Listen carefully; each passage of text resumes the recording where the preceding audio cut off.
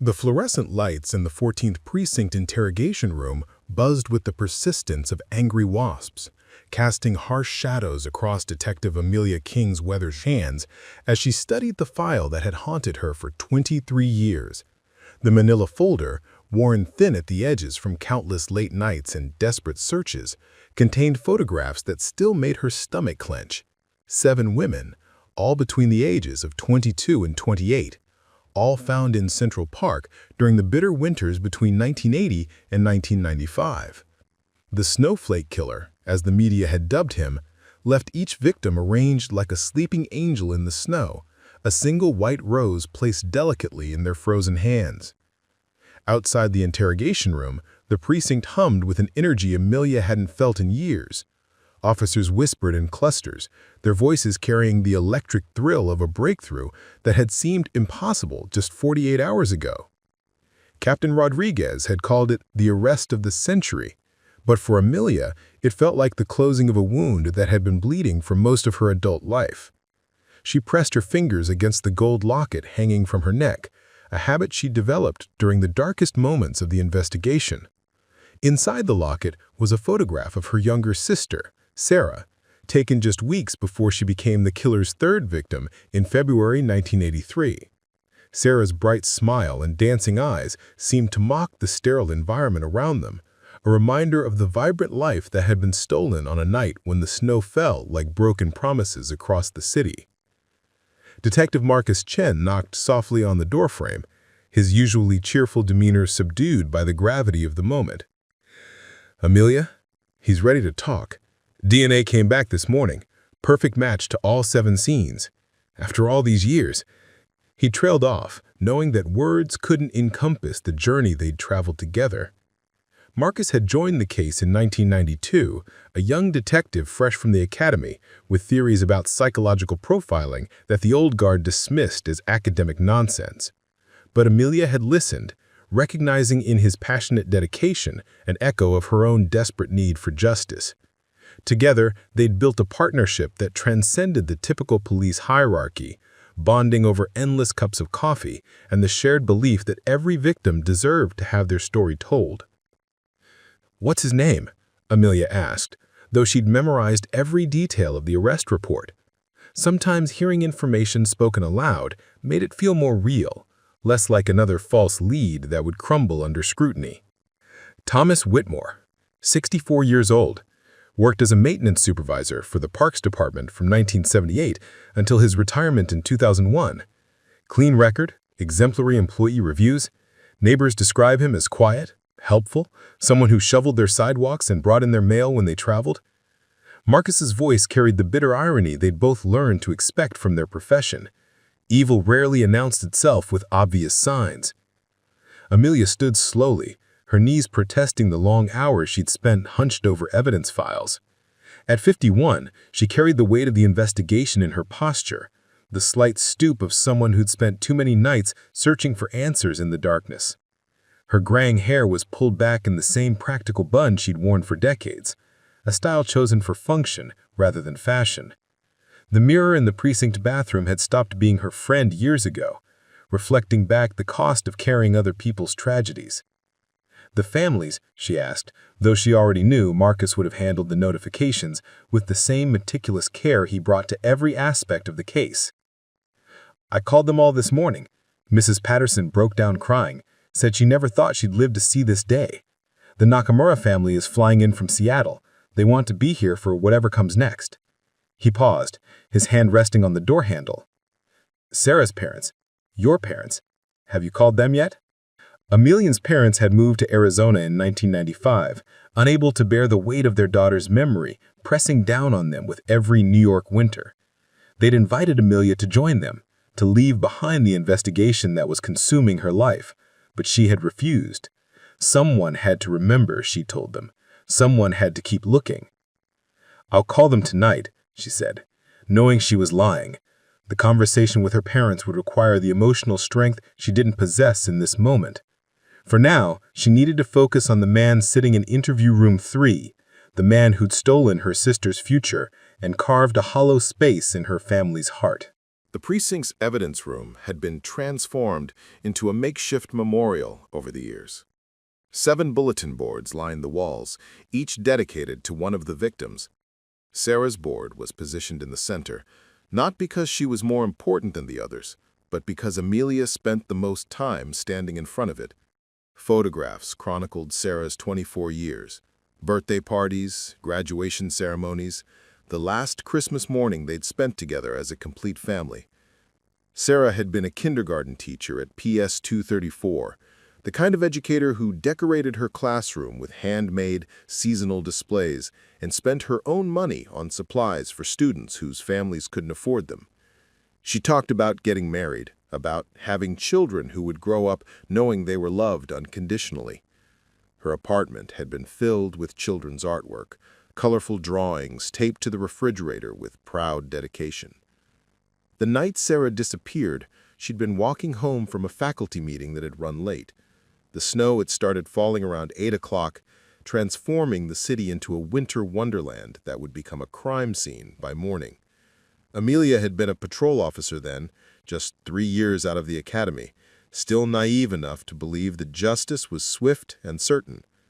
"Detective King?" a voice interrupted her reverie. Officer Janet Reeves stood in the doorway, holding a steaming cup of coffee that smelled like salvation.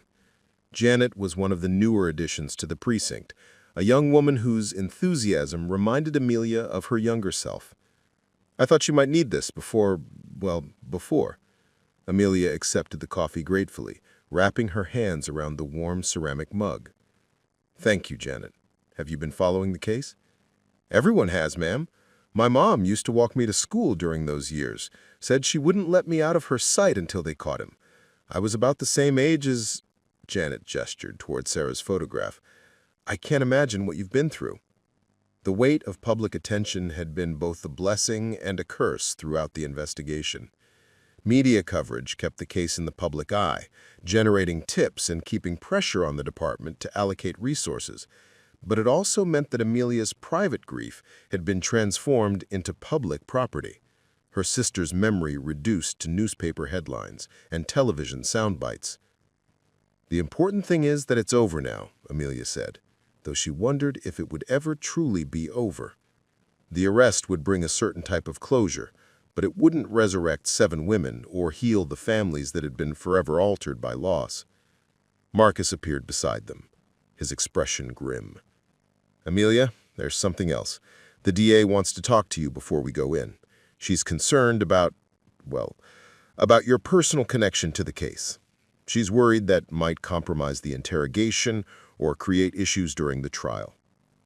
District Attorney Rebecca Morrison had been elected on a platform of criminal justice reform, promising to bring accountability and transparency to a system that had failed too many victims. But she was also a politician, acutely aware of how high-profile cases could impact her career trajectory. The Snowflake Killer case would be the biggest prosecution of her tenure, and she couldn't afford any procedural mistakes that might give the defense an opening. "My personal connection to this case is exactly why I need to be in that room," Amelia said, her voice carrying the steel that had kept her fighting for more than 2 decades. "I know these crimes better than anyone. I've studied every piece of evidence, interviewed every witness, followed every lead that went nowhere. If anyone can get him to talk, it's me." The truth was more complicated than professional competence. Amelia needed to look Thomas Whitmore in the eyes, to see the face of the man who'd stolen her sister. She needed to understand how someone could commit such devastating acts while maintaining the facade of normality that had allowed him to escape detection for so long. "I know," Marcus said gently, "but Morrison's not wrong about the complications. If his lawyer discovers your relation to one of the victims, then we'll deal with it when it happens. But right now we have a confession waiting to be given. I'll be damned if I'm going to let bureaucratic concerns keep me from hearing it." Amelia drained her coffee cup and set it on Janet's desk with decisive finality. The walk to interview room 3 felt like a journey through time, each step bringing her closer to a confrontation she'd imagined thousands of times but never truly believed would happen. The fluorescent lights overhead seemed to flicker in rhythm with her heartbeat, and she could hear the soft whisper of her sister's voice carried on the recycled air of the police station. Through the one-way glass, she could see Thomas Whitmore for the first time. He was smaller than she'd imagined, a slight man with silver hair and gentle eyes that seemed incapable of the violence she knew he'd committed. His hands, folded carefully on the metal table, showed the calluses and scars of manual labor, but they appeared steady, controlled. He wore a simple blue sweater and khaki pants, the unremarkable uniform of suburban anonymity. "He looks like someone's grandfather," Janet whispered, voicing the cognitive dissonance they all felt. "That's how he got away with it for so long," Amelia replied, her voice barely audible. "Evil doesn't always announce itself." As she reached for the door handle, Amelia felt the weight of 23 years pressing against her shoulders. Inside that room sat the man who'd shaped the trajectory of her entire adult life, who transformed her from an idealistic young officer into a hardened detective carrying the burden of unsolved grief. The moment she walked through that door, everything would change. The hunt would be over, but the healing would just begin. The locket around her neck felt warm against her skin, as if Sarah's presence was offering strength for what came next. Amelia King had waited more than 2 decades for this moment. She was ready. The morning of March 15, 2003, began like every other morning in Amelia King's carefully constructed routine. Her alarm clock, an ancient digital model that had been flashing 12 o'clock since a power outage in 1997, buzzed to life at 5:30 a.m., though she'd been awake for 20 minutes already, staring at the water stain on her bedroom ceiling that resembled, depending on her mood, either a butterfly or a storm cloud. Her apartment on East 79th Street was a testament to functional minimalism, not by choice, but by the gradual erosion of caring about domestic comfort. The walls were bare, except for a single framed photograph of her police academy graduating class. 23 young faces filled with the naive certainty that they would make a difference. Sarah's photograph sat on the nightstand, the only decoration Amelia had added to the space in years. The coffee maker was programmed to start brewing at 5:45, a small luxury that provided the illusion of efficiency in a life that often felt like controlled chaos. While the machine gurgled to life, Amelia performed her morning stretches, a routine recommended by the police psychologist she'd stopped seeing in 1989. The exercises were supposed to center her, prepare her for the emotional toll of police work, but mostly they just reminded her that her body was aging faster than her mind was ready to accept. Shower, coffee, toast with peanut butter, the same breakfast she'd eaten for 15 years, not because she particularly enjoyed it, but because decision fatigue was a luxury she couldn't afford. Every choice she made throughout the day needed to serve the investigation, and wasting mental energy on breakfast options seemed frivolous when there were 7 families still waiting for justice. The commute to the 14th precinct took exactly 17 minutes by subway, a journey she'd timed precisely to arrive at her desk by 7:15 a.m. She preferred the morning rush hour crowds because they provided anonymity. Dozens of strangers absorbed in their own concerns, none of them aware that they were sharing space with someone carrying the weight of unsolved murders. The subway car's rhythmic clacking against the tracks had become a kind of meditation, 20 minutes of forced stillness in a life that rarely slowed down. Detective Chen was already at his desk when she arrived, surrounded by case files and empty coffee cups that testified to another sleepless night. Their partnership had evolved into something that transcended professional cooperation. They functioned like a married couple who'd learned to communicate through subtle glances and shared understanding. Marcus possessed the theoretical knowledge that Amelia's street experience sometimes lacked, while she provided the institutional memory and dogged determination that kept cold cases from becoming forgotten files. "Anything new on the Fernandez tip?" Amelia asked, hanging her coat on the back of her chair. The previous week, a woman in Queens had called claiming her ex-husband matched the psychological profile they'd developed for the Snowflake Killer. It was the kind of lead that generated false hope, detailed enough to require investigation, but likely motivated by personal revenge rather than genuine evidence. "Alibis check out for all 7 murders," Marcus replied without looking up at his computer screen. "Plus, he's only 5'6", and our witness descriptions consistently put the suspect at average height or taller. Another dead end."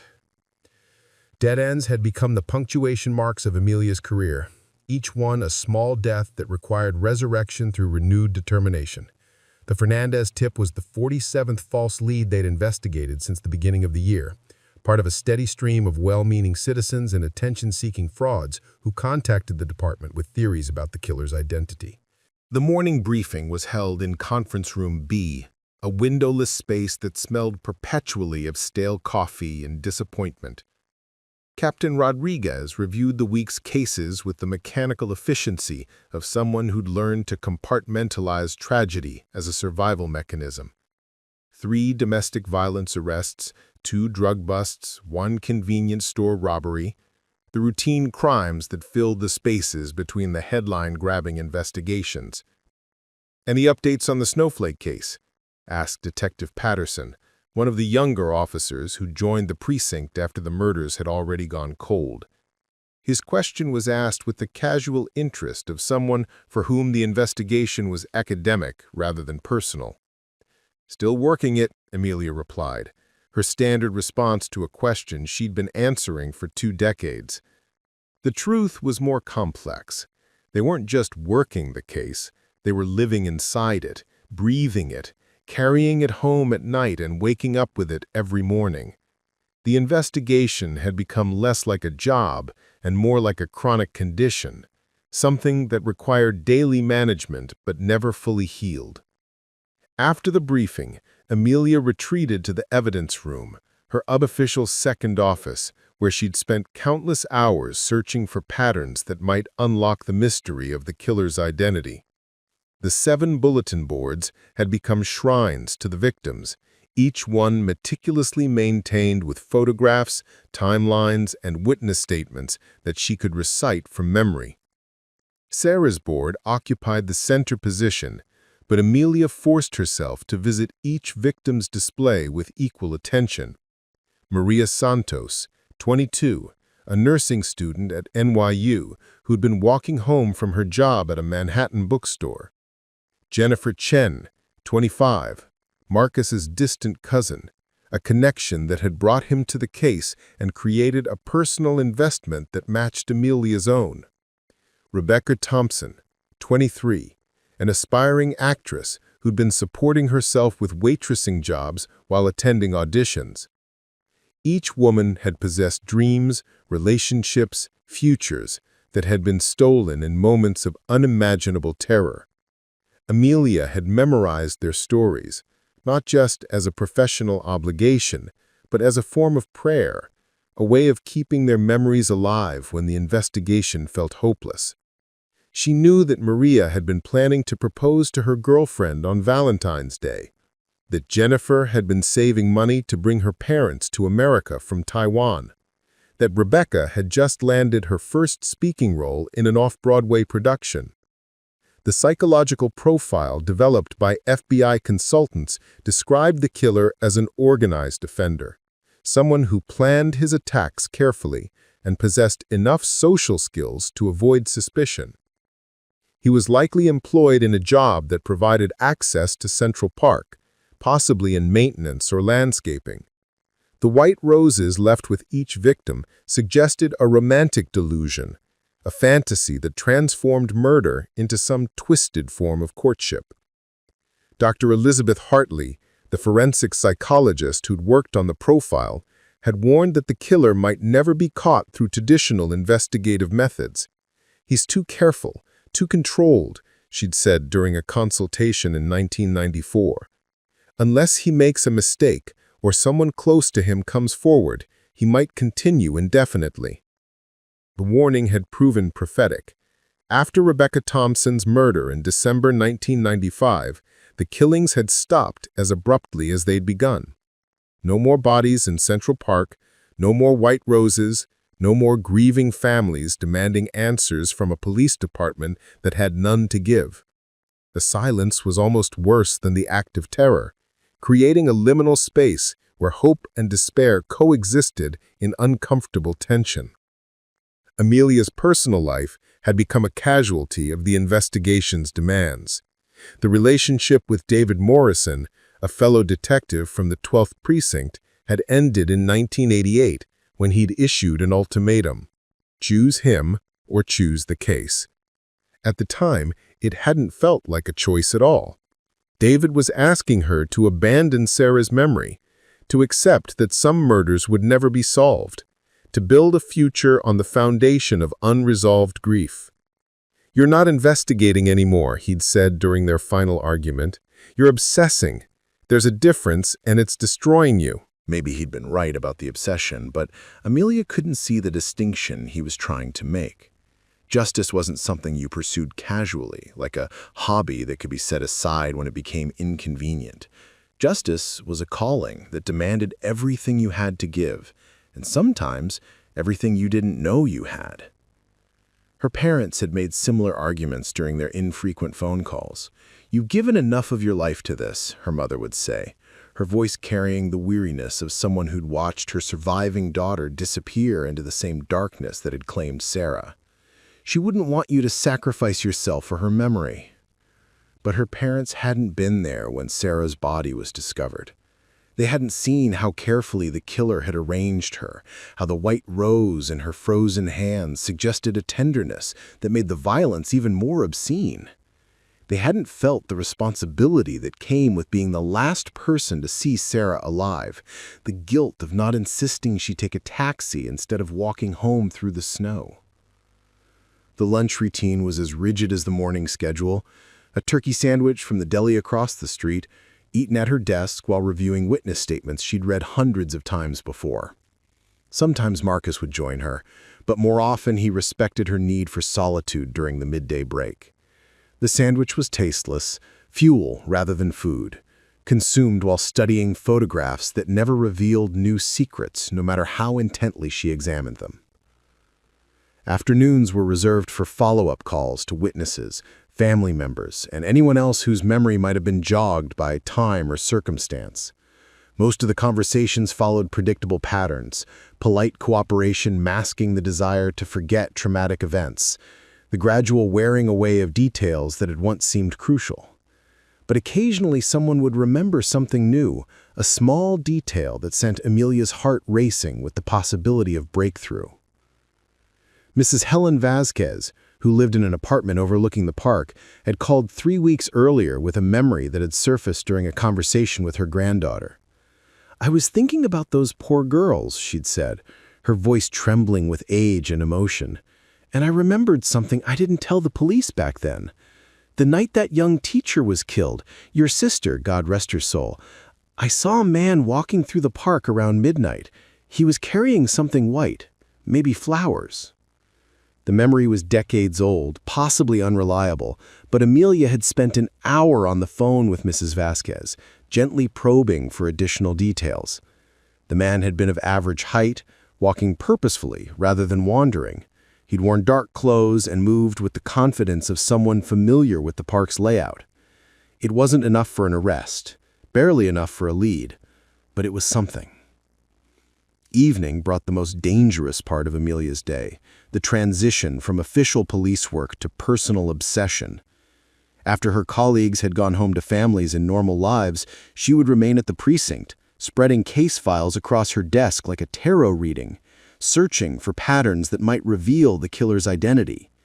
The janitor, Carlos, had grown accustomed to finding her there when he arrived for his midnight shift. "You should go home, detective.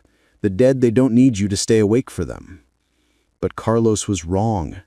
The dead needed someone to remember them, to carry their stories forward through time until justice could finally catch up with injustice. Amelia had appointed herself as that someone, not through any official designation, but through the simple recognition that if she didn't bear witness to their lives, who would? The walk home took her through Central Park, a route she'd chosen deliberately despite the painful associations. She needed to see the places where the murders had occurred, to understand the geography of violence that connected 7 separate tragedies. The park at night was beautiful in a way that felt almost insulting. Moonlight filtering through bare branches, the peaceful silence of sleeping wildlife, the sense of sanctuary that made the murders seem even more violations of sacred space. Her apartment welcomed her with its familiar emptiness, the silence that had replaced the phone calls and visits that had once filled her evenings.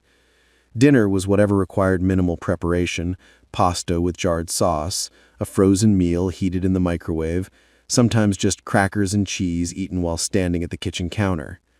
The television provided background noise, but she rarely followed the programs, using them instead as a barrier against the thoughts that grew louder in complete silence. Before bed, Amelia would sit at her kitchen table with Sarah's photograph and a cup of chamomile tea, conducting a one-sided conversation about the day's developments. "We got another false lead today," she would say to the smiling image, "but Marcus thinks we're getting closer. The DNA technology keeps improving, and someday we'll have enough evidence to find him." These conversations weren't driven by any belief that Sarah could hear her, but by the need to externalize thoughts that threatened to consume her from within. Speaking to Sarah's photograph was a form of meditation, a way of organizing the chaos of the investigation into narrative threads that could be followed and understood. Sleep came reluctantly, often aided by over-the-counter medications that left her groggy the following morning. Her dreams were populated by the victims, not as they'd appeared in death, but as they'd lived. Sarah teaching her kindergarten class, Maria studying for nursing exams, Jennifer practicing English with her immigrant parents. In her dreams, they were alive and unaware of the danger approaching them.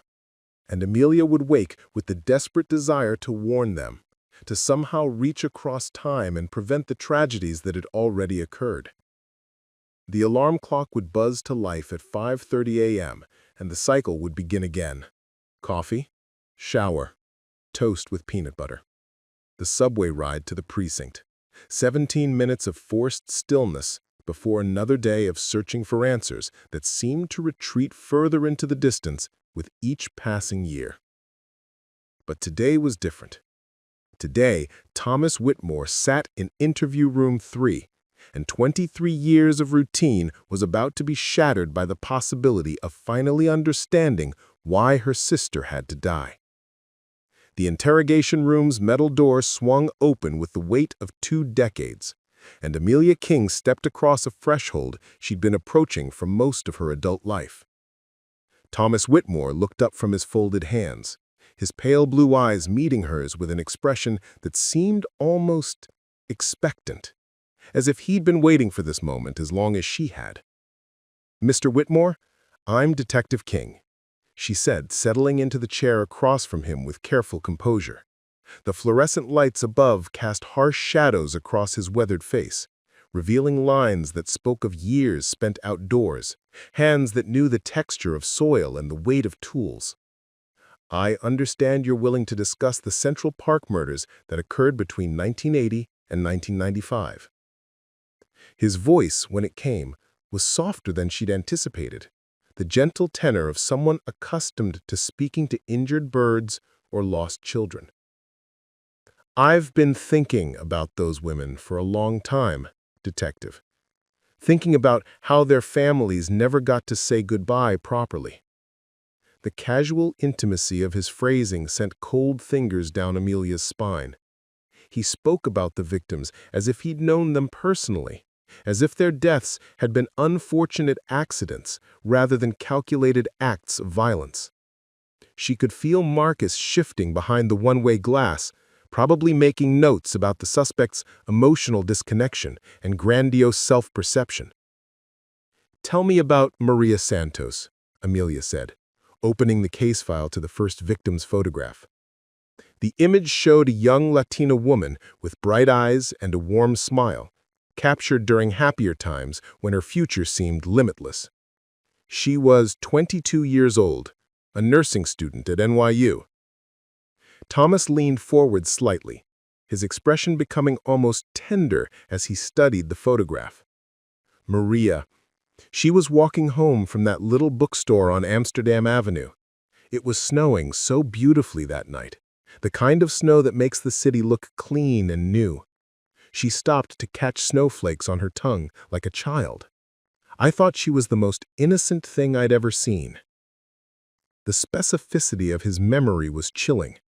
Official reports had never mentioned Maria's employment at the bookstore, a detail that had emerged only through family interviews conducted weeks after her death.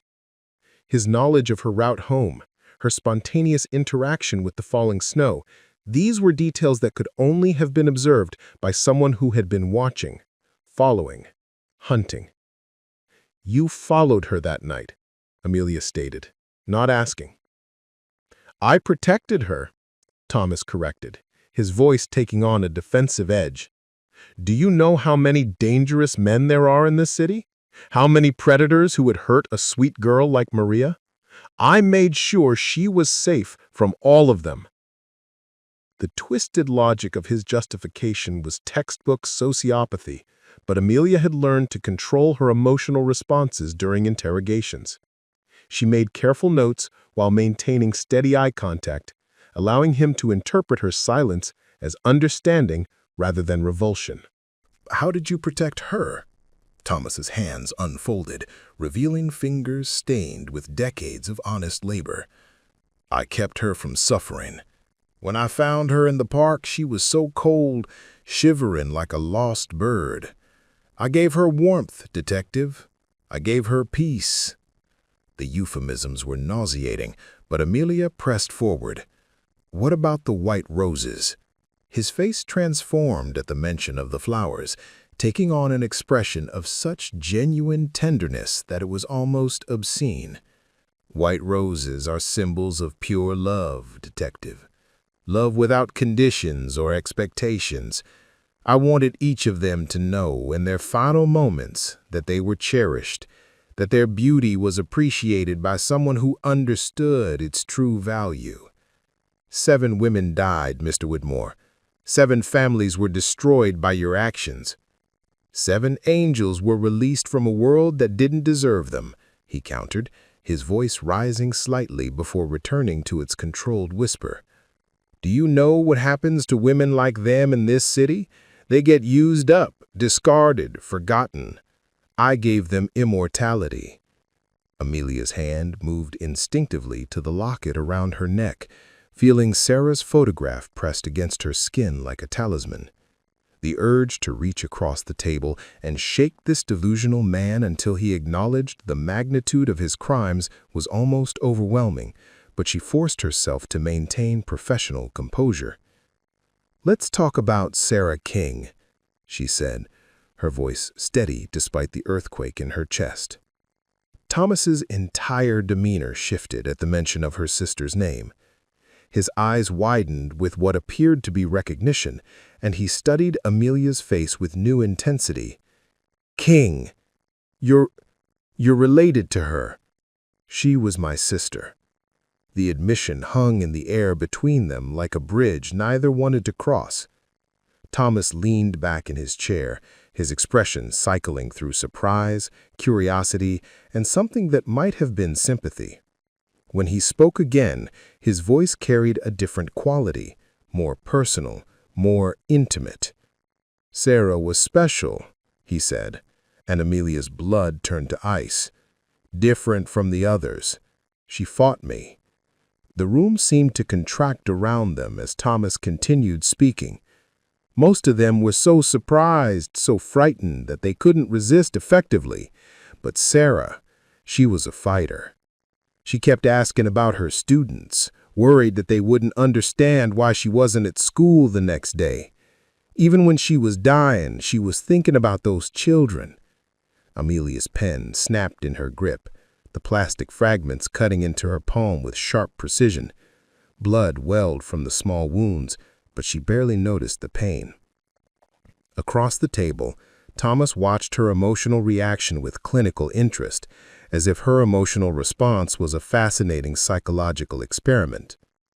"She talked about you," he continued, oblivious to or indifferent toward Amelia's distress. "She said she had a sister who was going to be a police officer. She was so proud, said you were going to make the city safer for people like her students." The irony was devastating. Sarah's pride in her sister's career choice, her faith in the justice system's ability to protect innocent people, expressed to the man who murdered her. Amelia pressed her bleeding palm against her thigh, using the physical pain to anchor herself in the present moment. "She asked me to tell you something," Thomas said, his voice dropping to a whisper that forced Amelia to lean forward despite every instinct screaming at her to flee. "She said to tell you that it wasn't your fault, that she should have taken a taxi that night, but she wanted to save money for your birthday present." The words hit Amelia like physical blows, each syllable a confirmation of guilt she'd carried for 23 years. Sarah had been walking home to save money for a birthday gift, a detail that had never appeared in any police report, never been shared with investigators, never been known to anyone except Sarah herself and the man who killed her. "You're lying," Amelia said, but her voice lacked conviction. "She bought you a book," Thomas continued, relentlessly. "A guide to detective work written by some retired FBI agent. It was in her apartment when the police searched it, but they never understood the significance. She wrapped it 2 weeks before she died, hid it in her bedroom closet so you wouldn't find it accidentally." The book.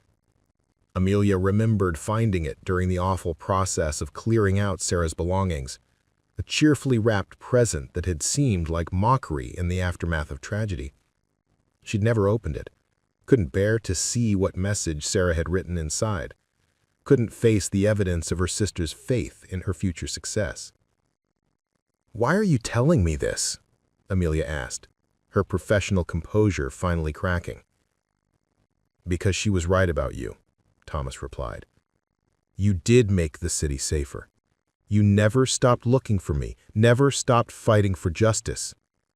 Sarah would be proud of the woman you became."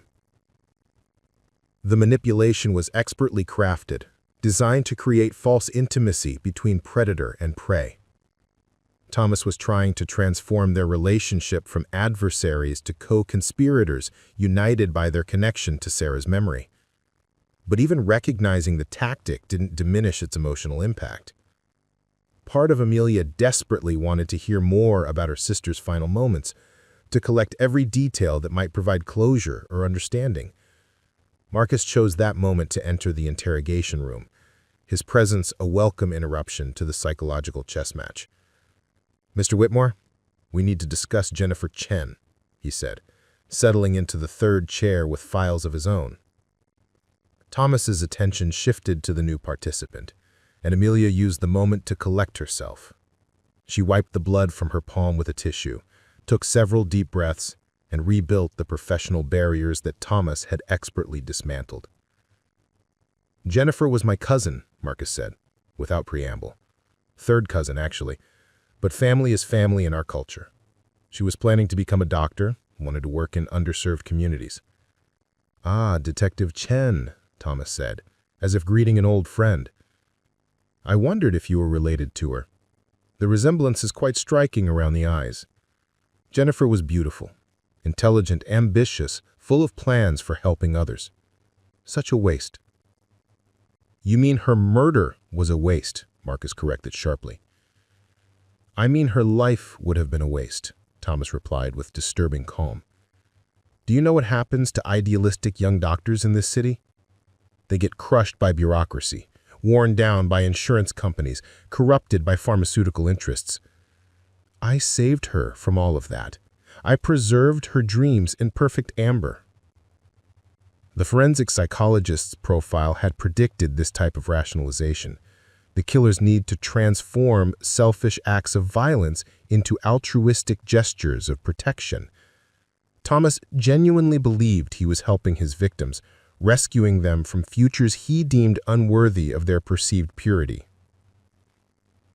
"Tell us about the others," Amelia said, regaining her professional voice. "Rebecca Thompson, Lisa Martinez, Diana Foster, Amanda Rodriguez." As Thomas began recounting details about each murder, Amelia realized they were witnessing something unprecedented, a serial killer providing a complete confession with methodical precision. He described each woman's final hours with documentary accuracy, revealing details that would have been impossible for anyone else to know.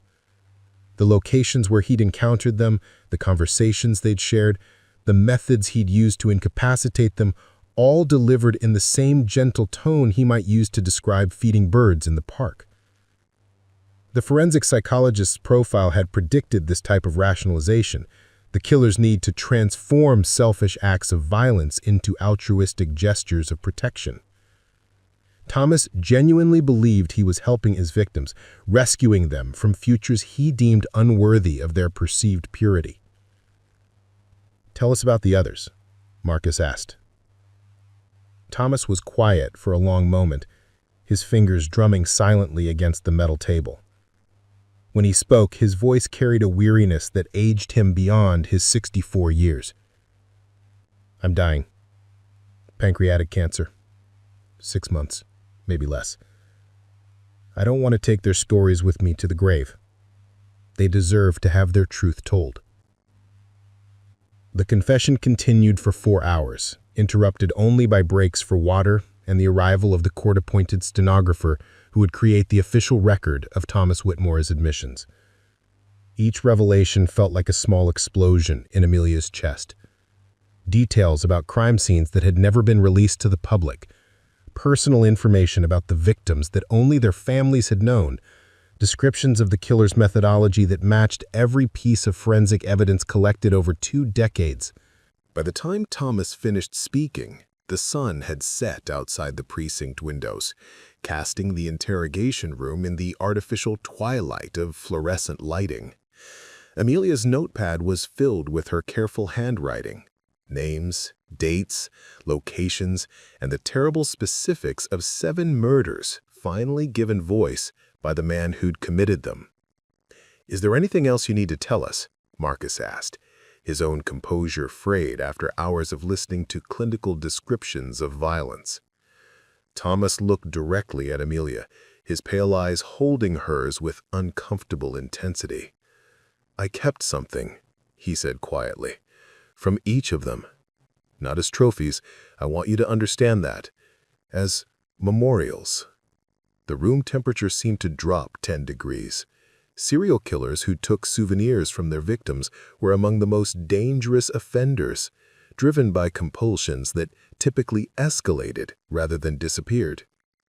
The fact that Thomas had stopped killing in 1995 despite possessing these reminders suggested either remarkable self-control or some external factor that had interrupted his pattern. "What kind of memorials?" Amelia asked, though she dreaded the answer. "Small things, personal items that wouldn't be missed by the families. Sarah's fountain pen, she used it to grade papers. Jennifer's class ring from college. Maria's bookmark, shaped like a ladybug. I have them all in a special place, where I could visit them and remember their beauty." The violation felt complete now, extending beyond the murders themselves to the theft of intimate possessions that held meaning for the victims. Amelia imagined Thomas sitting in his apartment, surrounded by stolen memories, reliving his crimes through objects that had once been touched by living hands. "Where?"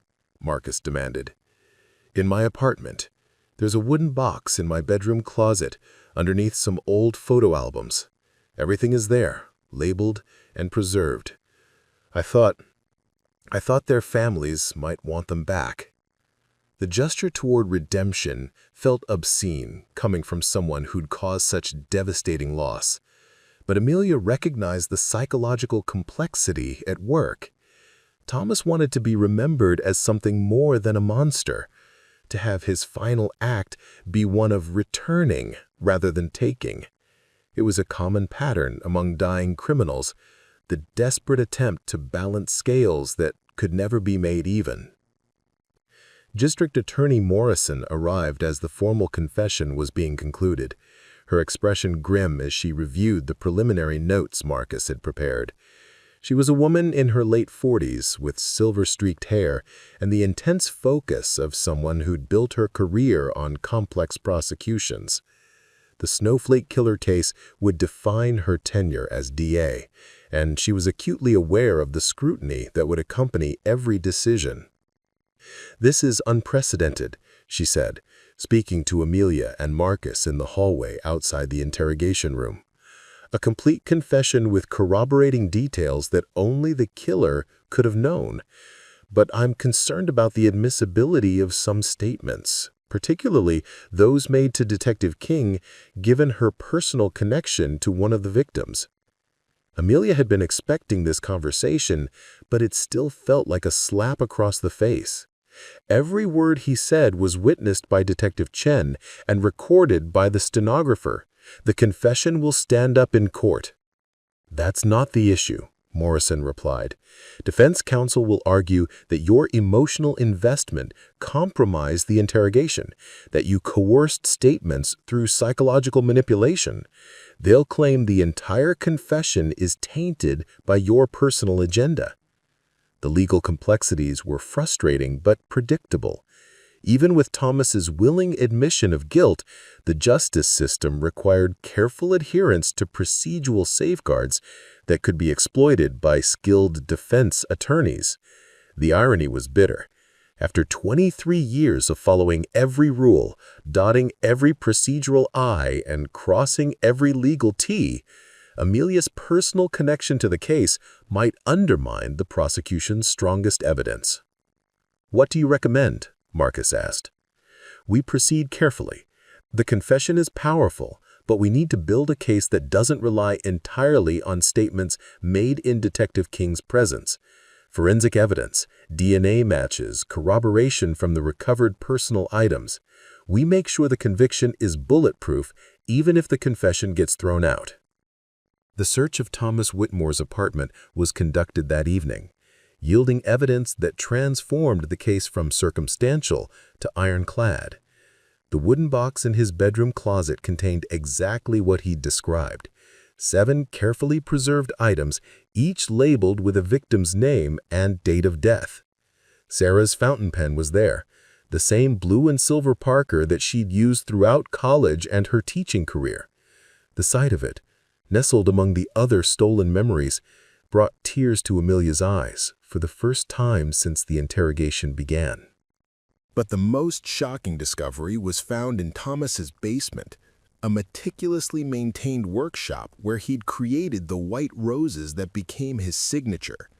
Hundreds of silk flowers, dyed to perfect whiteness, arranged in neat rows like a garden of artificial beauty.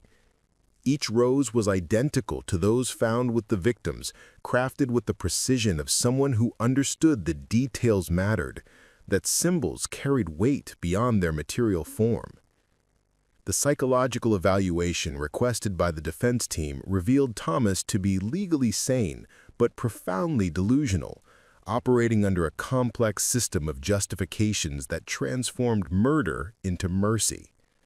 Dr. Patricia Vance, the court-appointed psychiatrist, described him as exceptionally intelligent, emotionally disconnected, and entirely convinced of the righteousness of his actions. He truly believes he was protecting these women, Dr. Vance explained to the prosecution team. In his mind, he was a guardian angel, saving them from futures he deemed unworthy of their perceived innocence. The delusion is so complete that he feels no genuine remorse, only sadness that others can't understand his motivations.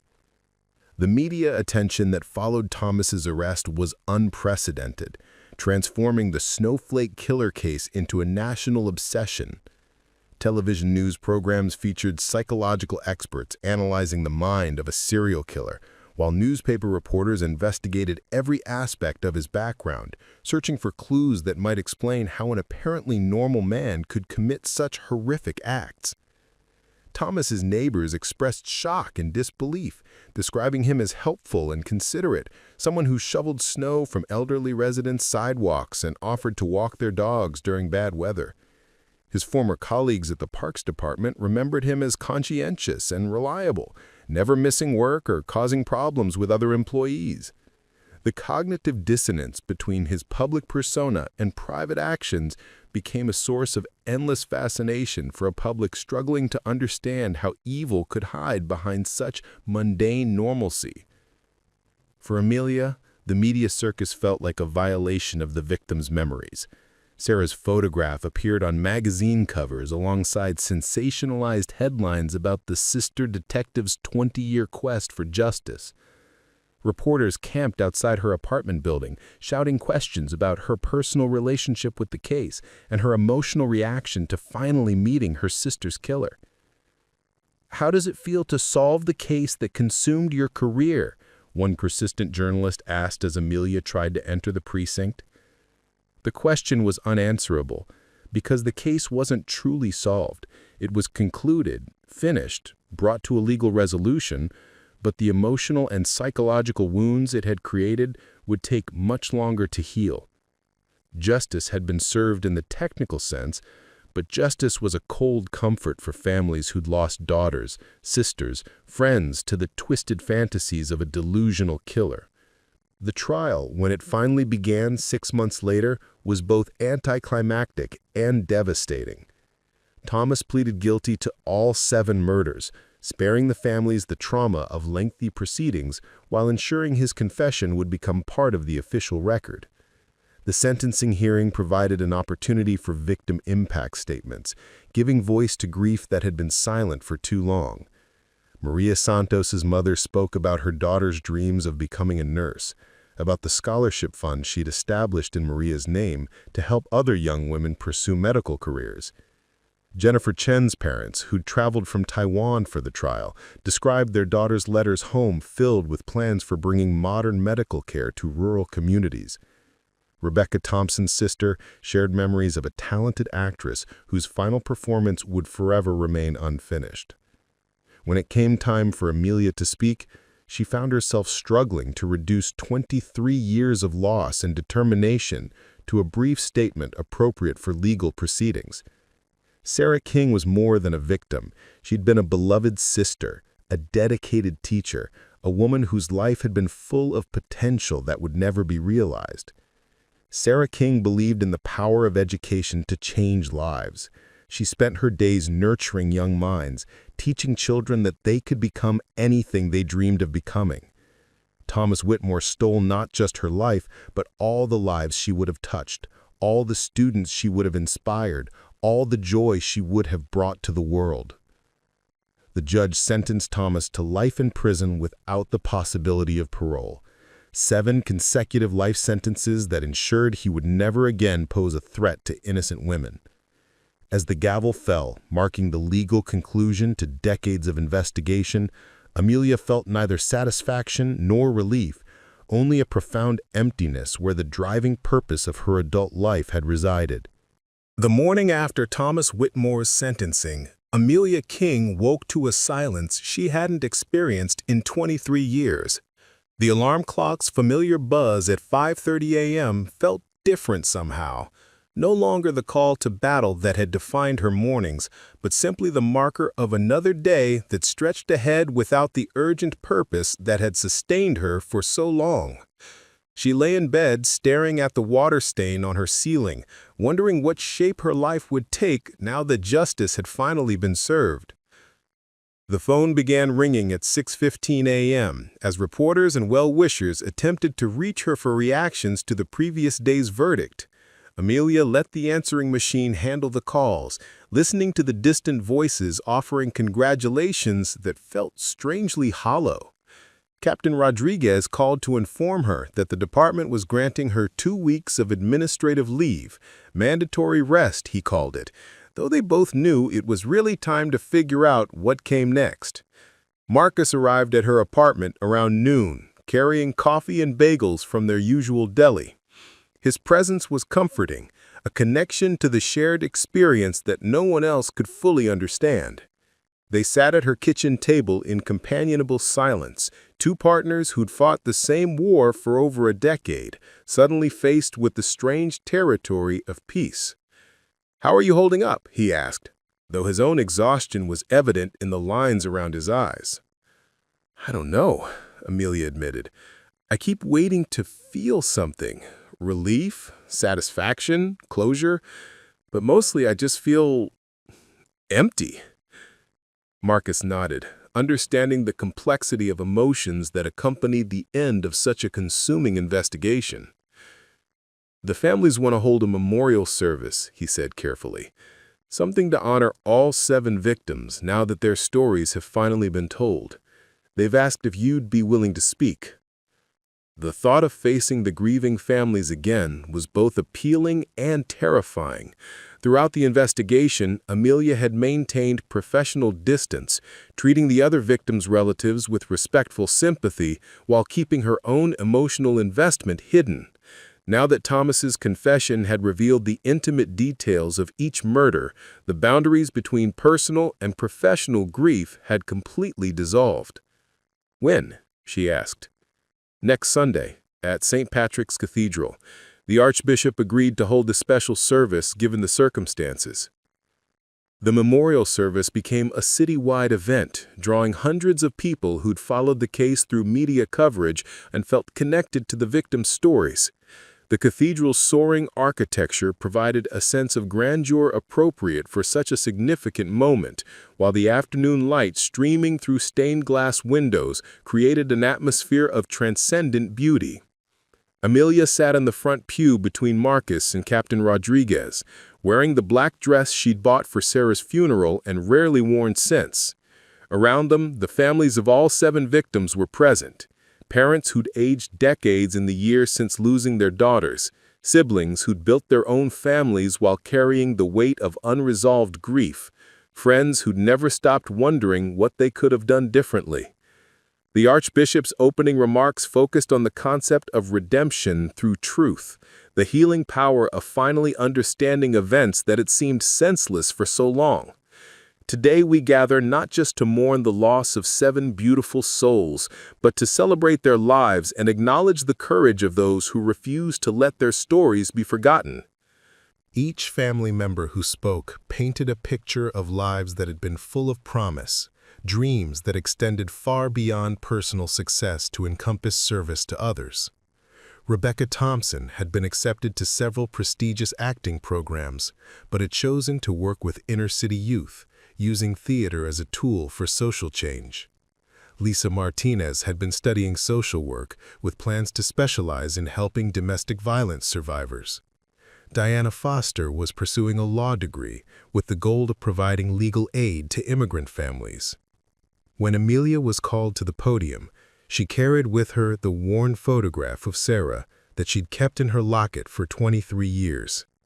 The cathedral fell silent as she adjusted the microphone. Hundreds of faces turned toward her with expressions of respect and anticipation. Sarah King was 24 years old when she died, Amelia began, her voice steady despite the emotion threatening to overwhelm her. She'd been teaching kindergarten for 2 years, and her classroom was filled with the kind of joy that only comes from someone who's found their true calling. She made learning feel like an adventure, turning math lessons into treasure hunts and reading time into magical journeys to distant lands. The words came easier than expected, flowing from memories she'd protected for decades. Sarah believed that every child could succeed if given enough support and encouragement. She spent her own money on school supplies, stayed after hours to help struggling students, and attended every school play and science fair because she wanted her kids to know that someone believed in their potential. Amelia paused, looking out at the sea of faces listening to Sarah's story. In the front row, she spotted Mrs. Patterson, the elderly woman who'd called with a tip just weeks before Thomas's arrest. Beside her sat Carlos, the precinct janitor who'd encouraged Amelia to go home during so many late nights. The investigation had touched countless lives, creating a community of people united by their commitment to seeking justice for the victims. For 23 years, I've carried the weight of Sarah's death. I became a detective because I wanted to prevent other families from experiencing the pain that my family endured. I worked her case obsessively, sacrificing relationships and opportunities because I couldn't bear the thought of her killer remaining free. But today, I realize that Sarah's true legacy isn't found in the arrest of Thomas Whitmore or the resolution of her murder case. The cathedral was absolutely silent now, every person hanging on her words. Sarah's legacy lives in every child she taught who went on to succeed in school, every student who remembered her encouragement during difficult times, every young person who learned to love reading because she made books come alive. Her death was a tragedy that stole her future, but her life was a gift that continues to impact the world in ways we'll never fully measure. Amelia held up Sarah's photograph for the congregation to see. "This is how I want to remember my sister, not as a victim of violence, but as a teacher who believed in the power of education to transform lives. She would want us to honor all 7 women, not by dwelling on how they died, but by celebrating how they lived and ensuring their dreams continue to inspire others." The response to her words was immediate and overwhelming. Spontaneous applause filled the cathedral, growing into a standing ovation that lasted several minutes. Amelia returned to her seat, feeling as though a weight she'd carried for decades had finally been lifted from her shoulders. After the service, the families gathered in the cathedral's fellowship hall for a reception that felt more like a celebration than a funeral. Conversations that had been impossible during the investigation, when pain was too fresh and justice too uncertain, now flowed freely as people shared memories and stories that had been locked away for years. Mrs. Chen approached Amelia with tears in her eyes, speaking through her son, who served as translator. She says, "Thank you for never giving up," he relayed. She says Jennifer would be proud to know that someone fought so hard for justice on her behalf. Maria Santos's mother presented Amelia with a handmade quilt featuring squares representing each of the 7 victims. "I've been working on this for 5 years. I wanted to create something that would keep their memories alive, something beautiful to come from all this ugliness. I'd like you to have it." The quilt was exquisite, each square meticulously crafted with symbols representing the women's lives and dreams. Sarah's square featured an apple for teaching, surrounded by small handprints that represented her students. Jennifer's square showed a stethoscope intertwined with traditional Chinese medicine symbols. Rebecca's square displayed theater masks, surrounded by city skylines. As the reception continued, Amelia found herself in conversations she'd never imagined having. Parents who'd lost daughters shared advice about surviving grief, while siblings who'd spent decades feeling like survivor's guilt offered understanding that only came from shared experience. The gathering became an impromptu support group, a community of healing that emerged from the ashes of tragedy. Dr. Elizabeth Hartley, the forensic psychologist who'd worked on the original profile, approached Amelia near the end of the reception. She was an older woman now, her hair silver and her face lined with the wisdom that comes from studying humanity's darkest impulses. "I owe you an apology," Dr. Hartley said. "In 1994, I told you this case might never be solved. I underestimated the power of persistence and the importance of never giving up hope. Your dedication to these women's memories made the difference between justice and another unsolved case file." The apology was gracious, but unnecessary. Dr. Hartley's psychological profile had been instrumental in focusing the investigation, even if it hadn't provided the breakthrough they'd hoped for at the time. The case had been solved through a combination of advancing DNA technology, Thomas's terminal diagnosis, and the accumulated weight of evidence gathered over decades of patient detective work. "We all did our part," Amelia replied. "Justice doesn't usually come from dramatic breakthroughs. It comes from people doing their jobs with dedication and refusing to give up when the work gets difficult." As the afternoon wore on, Amelia realized she was experiencing something she hadn't felt in years, a sense of community. For so long, her world had been narrowed to the investigation, her relationships limited to Marcus and the other officers who understood the demands of police work. But the memorial service had connected her to a broader network of people who'd been touched by the case, creating opportunities for healing and growth that extended far beyond the legal resolution. Captain Rodriguez found her as she was preparing to leave. his expression serious but not unkind. "Amelia, we need to discuss your future with the department. The Snowflake case defined your career, and now that it's resolved, you have some decisions to make." The conversation she'd been dreading was finally upon her. At 51, Amelia was eligible for retirement with full benefits, but she was also young enough to start a new chapter of her career. The investigation had consumed 2 decades of her life, but it had also made her one of the most experienced cold case detectives in the city. "What are my options?" she asked. "You could retire, obviously, you've earned it. Or you could transfer to a different unit, major crimes, internal affairs, community relations. The commissioner is also interested in having you train new detectives, share the experience you've gained from working complex investigations." The possibility of teaching appealed to her in ways she hadn't expected. Throughout the investigation, she'd mentored younger officers, sharing techniques for maintaining hope during long investigations and strategies for managing the emotional toll of violent crimes. The work had been rewarding, offering a sense of purpose that complemented her detective duties. "There's also another option," Captain Rodriguez continued. "The mayor's office has approached us to create a new cold case unit, focused specifically on unsolved homicides from the 1980s and 1990s. They want you to head the unit, build a team of detectives who can apply modern forensic techniques to older cases." The proposal was intriguing, an opportunity to use everything she'd learned from the Snowflake investigation to help other families find the closure that had eluded them for decades.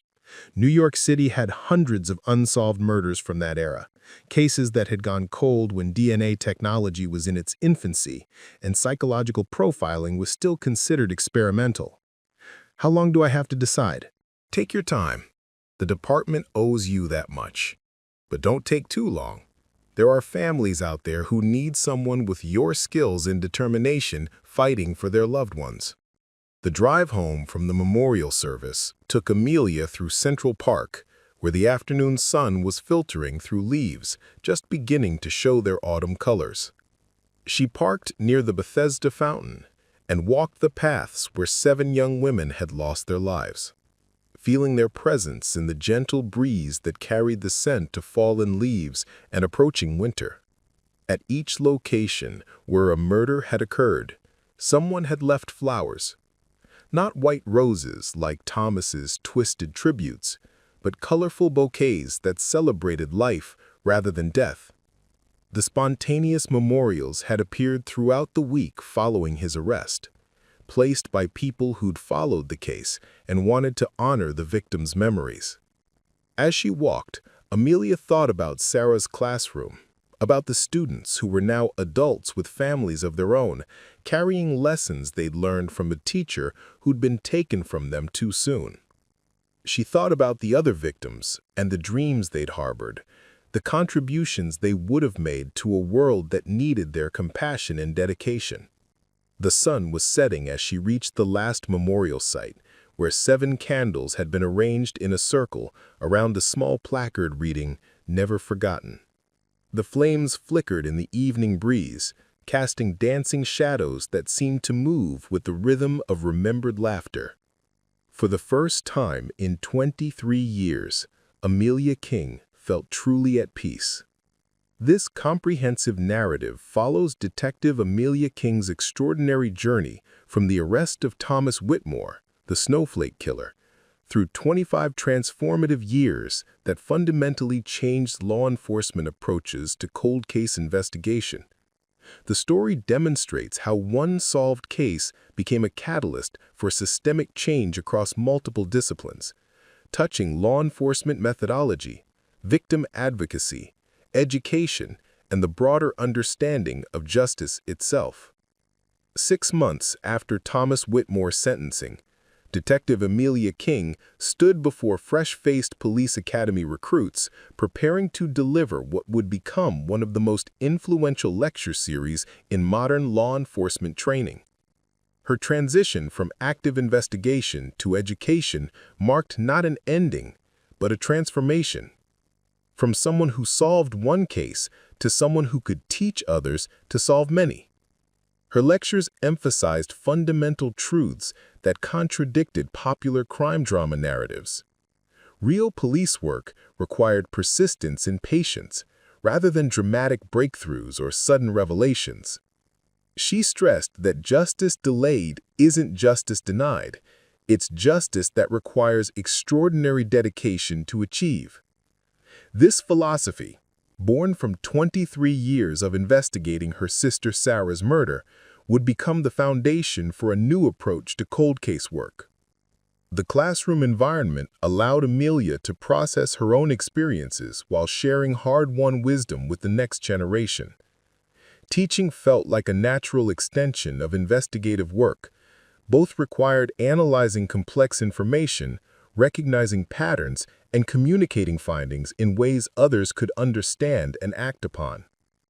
Her students learned not just techniques, but psychological strategies for sustaining hope during seemingly impossible investigations. When a young recruit asked how to maintain hope during long investigations, Amelia's response became legendary in law enforcement circles. "You remember why you became a police officer in the first place. For me, it was Sarah, my sister, the third victim. Every day I didn't solve the case was another day her killer remained free, another day other families might join ours in grief. The victims become your partners in the investigation. They give you strength when your own reserves are depleted." The new cold case unit, established under Amelia's direction with Marcus Chen as second-in-command, represented the practical application of lessons learned during the Snowflake investigation. Their team of 5 detectives applied modern DNA analysis and digital investigation techniques to 12 previously unsolved homicides, securing arrests in 4 cases within their first year of operation. Each success in the cold case unit felt like vindication for the years Amelia had spent on the Snowflake investigation. The techniques they'd developed, the patience they'd learned, the systematic approach to analyzing old evidence, all of it proved applicable to other unsolved cases, multiplying the impact of lessons learned through personal tragedy. The unit's success rate drew attention from law enforcement agencies across the country as departments struggled with mounting backlogs of cold cases and limited resources for investigating them. The Henderson murder from 1987 exemplified their methodical approach. DNA results came back matching Robert Hayes, currently serving time at Attica for armed robbery. His DNA wasn't in the system when Henderson was killed, but advances in genetic technology had allowed their team to extract material from trace amounts of blood found at the scene. The 42-year-old accountant's family had waited 36 years for answers about what appeared to be a robbery gone wrong. The work provided satisfaction in ways Amelia hadn't anticipated, offering opportunities to help multiple families rather than focusing exclusively on a single investigation. The unit's systematic approach to evidence review, combined with modern technology, proved that dedication and proper methodology could overcome seemingly impossible obstacles. A disturbing letter from convicted killer David Rourke fundamentally changed Amelia's understanding of the Snowflake case's scope and Thomas Whitmore's true criminal history. Rourke, serving life without parole for multiple murders committed in the 1990s, had maintained correspondence with Thomas before his death and felt compelled to share information that Thomas had withheld during his confession. The letter began formally but delivered shocking revelations. Thomas Whitmore and I corresponded briefly before his death, and he mentioned that he had told you everything about his crimes. I believe you should know that he did not tell you everything. Rourke revealed that Thomas had planned to resume killing after his 8-year dormancy period, having stopped only because he fell in love with a library worker who moved away in 2001. More significantly, Rourke claimed there were additional victims before 1980 whose deaths had been staged to appear accidental, practice kills that preceded the Central Park murders where Thomas began leaving his distinctive signature. The information aligned with psychological profiles suggesting serial killers rarely ceased activities voluntarily, making Thomas's 8-year dormancy unusual and previously unexplained. This revelation forced Amelia to reopen mental files she thought were permanently closed. The possibility of additional victims meant additional families who'd never received justice, additional cases requiring investigation. At 54, she faced the prospect of extending her career indefinitely, pursuing leads that might never result in conclusive answers. Marcus was initially skeptical of Work's claims, pointing out that prison inmates sometimes fabricated stories to feel important or manipulate people outside. But Amelia's instincts, honed by decades of investigative work, suggested truth in the letter's details about Thomas's psychology and motivations, which aligned with patterns observed during interrogation. The investigation into Thomas Whitmore's pre-1980 activities required 6 months and cooperation with police departments in 3 states. Records showed he'd lived in Albany, New York from 1975 to 1978, working various maintenance jobs while establishing behavioral patterns that would later define his criminal career. A systematic review of accidental deaths and unsolved cases from that period revealed 2 strong possibilities. Sandra Mitchell, a 26-year-old graduate student who died from apparent accidental drowning in a park pond, and Carol Williams, a 28-year-old bank teller whose death from exposure had been attributed to a hiking accident. Both women fit Thomas's victim profile. Both died during winter months in isolated outdoor locations. The Albany Police Department had preserved evidence from both cases, allowing DNA analysis impossible in the 1970s. Results were conclusive. Genetic material found on Carol Williams' clothing matched Thomas Whitmore's DNA profile perfectly. Sandra Mitchell's case remained inconclusive due to degraded evidence, but circumstantial factors strongly suggested Thomas's involvement. The discovery devastated Carol Williams' family, who had spent 45 years believing she died in a hiking accident, never knowing she was murdered by someone who would kill at least 7 other women. Her sister Margaret said during a phone conversation with Amelia, "For all these years we blamed ourselves. We thought she'd been careless, that she'd taken risks she shouldn't have taken. Knowing it wasn't her fault, that she was murdered by someone who targeted her specifically, it's terrible, but it's also a relief." The memorial garden established behind St. Patrick's Cathedral became far more than a simple memorial. It evolved into a focal point for healing and remembrance that attracted visitors nationwide. 7 rose bushes representing the original victims were surrounded by carefully designed walking paths and benches where families could reflect, creating a space where past tragedy could coexist with future hope. Detective Yuki Tanaka from Tokyo's Metropolitan Police represented growing international interest in American cold case techniques. Her participation highlighted cultural complexities American investigators rarely considered. In Japan, victims' families often blame themselves for failing to protect loved ones, and this guilt could prevent cooperation with police investigations. During one institute session, Tanaka asked, "In Japan, families of victims often blame themselves for failing to protect their loved ones. The guilt can be overwhelming, and it sometimes prevents them from cooperating with police investigations. How do you handle cases where families don't want answers because they fear the truth will be too painful?"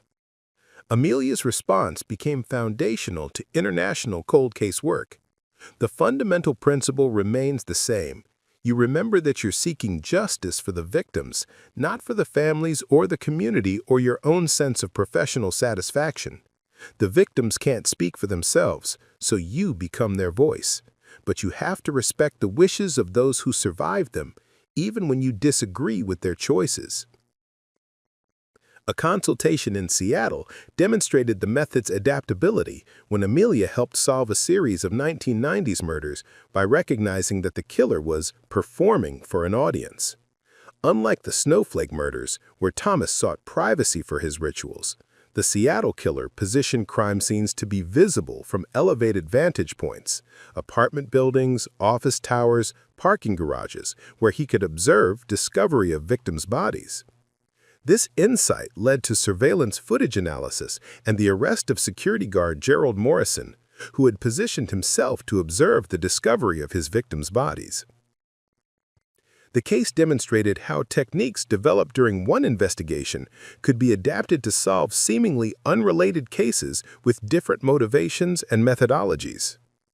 The 10th anniversary of Whitmore's arrest marked establishment of the Sarah King Fellowship, providing advanced training for detectives from departments unable to afford expensive private seminars.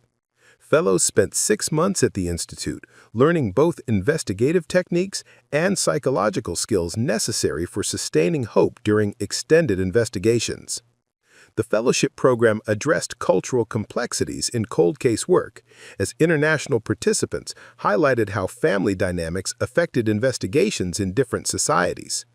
These discussions led to development of culturally sensitive approaches, maintaining core investigative principles while respecting local customs and beliefs about death, justice, and family honor. Marcus Chen, now deputy chief of the NYPD's Cold Case Division, continued collaborating with Amelia on challenging investigations. Their partnership demonstrated how relationships forged during intense cases could evolve into lasting professional alliances based on mutual respect and shared experience. The Fernandez tip from 2003 became a running example. An ex-wife, convinced her former husband was the Snowflake Killer, had solid alibis for all murders, but was eventually arrested for domestic violence dating back to the 1990s, proving sometimes tips are right about someone being dangerous, even if wrong about specific crimes. The Sundance Film Festival premiere of Never Forgotten, the Amelia King story, generated unprecedented interest in cold case investigation among young people considering law enforcement careers. Director Jennifer Martinez, whose own sister was murdered in an unsolved 1990s case, spent 3 years creating the documentary with unprecedented access to case files and family interviews. Martinez explained during post-screening interviews, "This film isn't about superhero detectives solving impossible cases through brilliant insights. It's about ordinary people doing extraordinary work through patience, dedication, and the refusal to give up hope. Amelia King succeeded because she understood that victims deserve justice regardless of how long it takes to achieve it." The documentary's impact exceeded expectations, increasing criminal justice program applications by 30% in the year following release. Citizens who saw the film became more willing to share information about decades-old crimes, recognizing their potential role in achieving justice for forgotten victims. Police departments reported increased public cooperation with cold case investigations. Contact from Sarah's former students, now middle-aged adults, revealed the teacher's lasting influence. Michael Torres wrote, "Mrs. King taught us that everyone has value.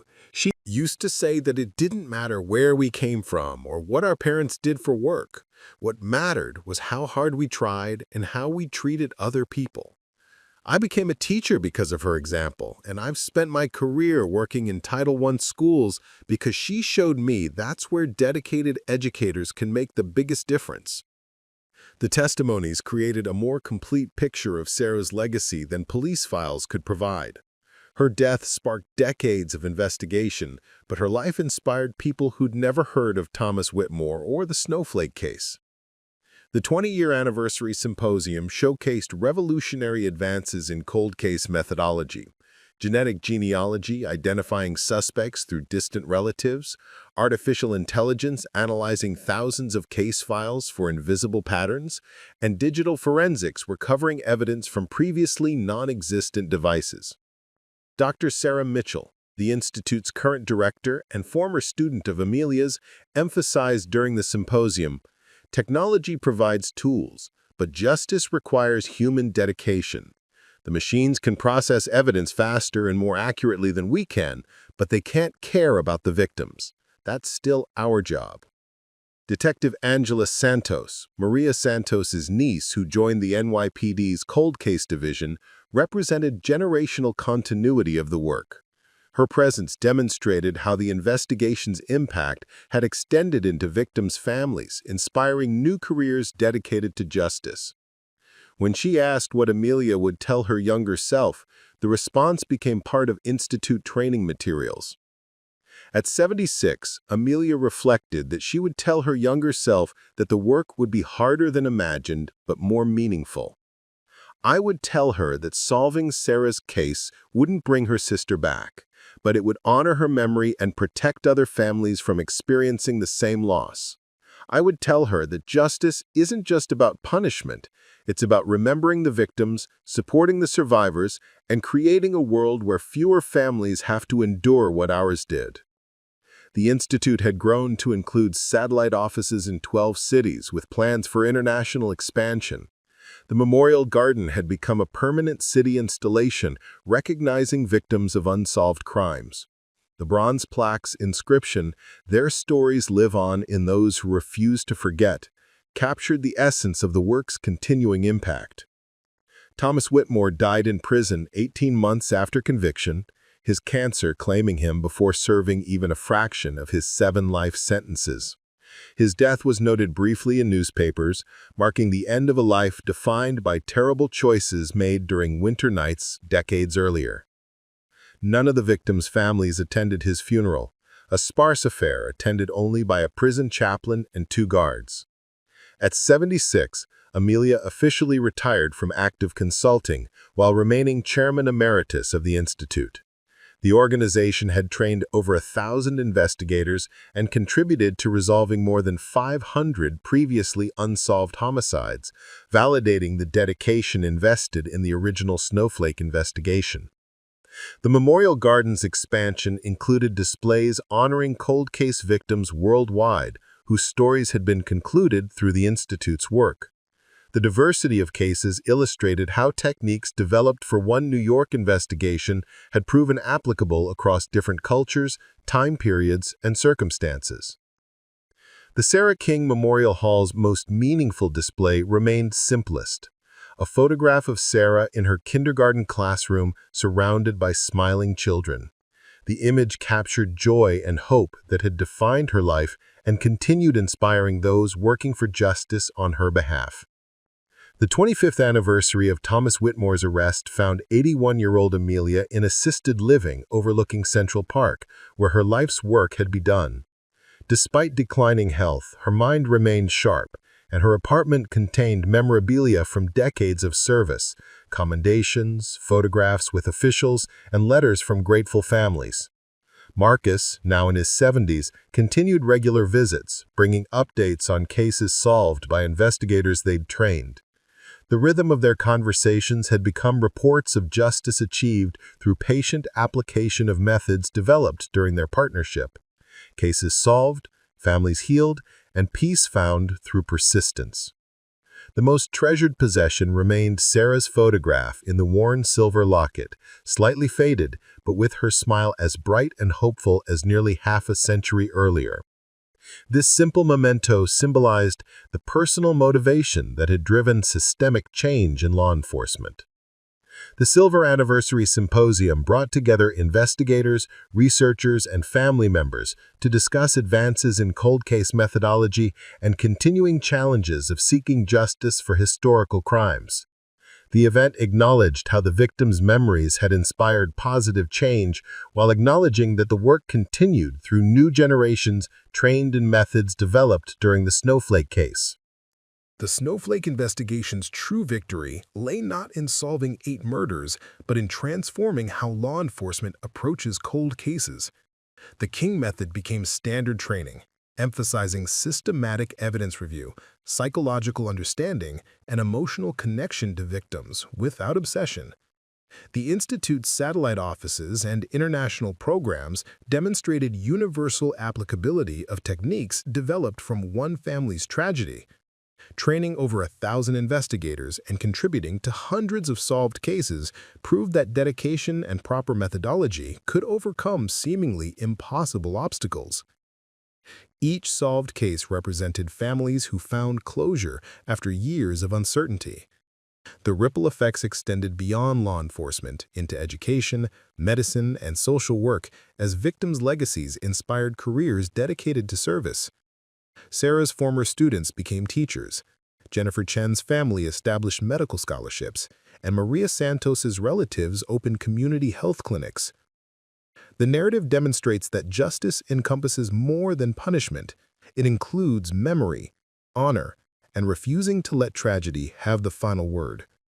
Victims become partners in investigation, providing strength when hope falters and purpose when work feels meaningless. The memorial garden's evolution from 7 rosebushes to a permanent installation reflects how beauty can emerge from tragedy, how death can be transformed into lasting inspiration. The space became a pilgrimage site for families dealing with unsolved crimes, offering hope that persistence and dedication could eventually yield answers. At the story's conclusion, the work continues through new generations of investigators trained in methods developed during the Snowflake case. The Institute's expansion, the documentary's ongoing influence, and the fellowship program ensure that techniques and philosophy will persist long after original investigators retire. Detective Amelia King's transformation from grieving sister to nationally respected authority demonstrates how personal tragedy can become universal wisdom. The 25 years following Thomas Whitmore's arrest show that solving one case can catalyze changes protecting countless future victims and bringing peace to families who thought they were forgotten. The story concludes not with ending, but with continuity. The work goes on, victims are remembered, and justice remains achievable for those willing to dedicate themselves to patient, persistent pursuit of truth. In this way, Sarah King's death truly became meaningful, her memory transformative, and her legacy eternal. Preparing and narrating this story took us long efforts and hard work, so if you're enjoying the story, please consider subscribing to our channel.